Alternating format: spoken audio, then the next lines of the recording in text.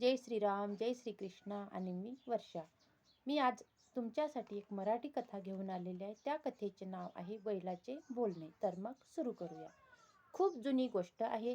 त्यावेळी पशुपक्षी सुद्धा मनुष्यासारखे बोलत होते. एका गावामध्ये एक शेतकरी राहत होता. त्याच्याजवळ 2 बैल होते. तो त्या दोन्ही बैलाची खूप सेवा करायचा. बैल पण त्याच्याशी इमानदारीने वागायचे. एकदा पावसाळा सुरू होण्याची वेळ आली. शेतकऱ्याला वाटले पाऊस होण्या अगोदर आपण शेतीची मशागत करून घ्यावी.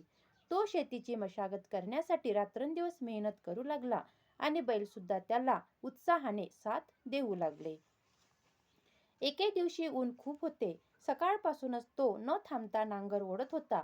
धगधगत्या उन्हामुळे बैलांना सुद्धा तहान लागली होती.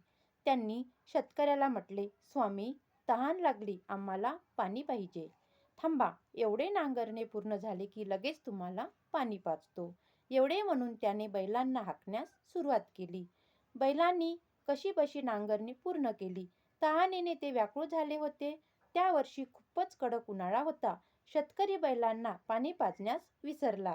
त्याने दुसरी नांगरणी सुरू केली. शेतकरी कामाच्या भरामध्ये बैलांना पाणी पाजण्याचे विसरून गेला आणि दुसरे काम करायला लागला. बैल म्हटले, स्वामी, तुम्ही म्हणाला होता की या नांगरणीनंतर आम्हाला पाणी पाजाल. आता तरी आम्हाला पाणी पाजा, खूप तहान लागली. आता तर ही नांगरणी सुरू झाली. ही नांगरणी झाली की लगेच सगळे सोबतच पाणी पिऊ. मी सुद्धा तहानलेला आहे, असे शेतकरी म्हणाला. बिचारे बैल शांत होऊन पुन्हा नांगरणीला लागले. ते आपल्या मालकाचे हाल समजू शकत होते. शेवटी ती सुद्धा नांगरणी त्यांनी पूर्ण केली. पण गळा सुकला होता.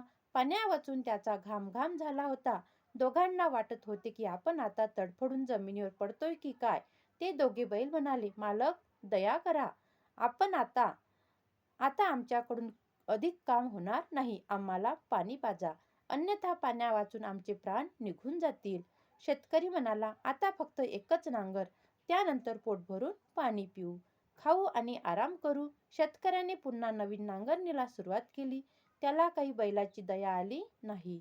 बैलाची तब्येत खूप खराब होऊ लागली. त्यांनी करुणेच्या स्वरात म्हटले, स्वामी, घ्या, किती नांगरणी करून घ्यायची ते. आता आम्ही नाही बोलणार. सेवकाला बोलण्याचा हक्कच नाही, असे म्हणून बैल कायमचे शांत झाले. जसे म्हणतात तेव्हापासून बैलाने बोलणे सोडून दिले. ते तेव्हापासून नांगराच्या फाळाने जमिनीची छाती फाडत आहेत. बैलांना खूप तहान लागलेली होती. पण बैल बिचारे पाणी पाणी करून पाणी मागितले. पण बैलांना त्या स्वामीने, त्या शेतकऱ्याने पाणी पाजले नाही आणि स्वतःही तो पिला नाही. तेव्हापासून बैल कधीच बोलला नाही की आम्हाला तहान लागली. बिचाऱ्या बैलांना तहान लागली, भूक लागली तरी ते काही बोलत नाही. त्यांना जुंपलं की ते आपल्या कामात राहतात. ती पडो की मरो की काही हो, ते आपले काम करतच राहतात. अशी ही बैलाची कथा. अशा या कारणामुळे बैलाचे बोलणे सुद्धा बंद झाले.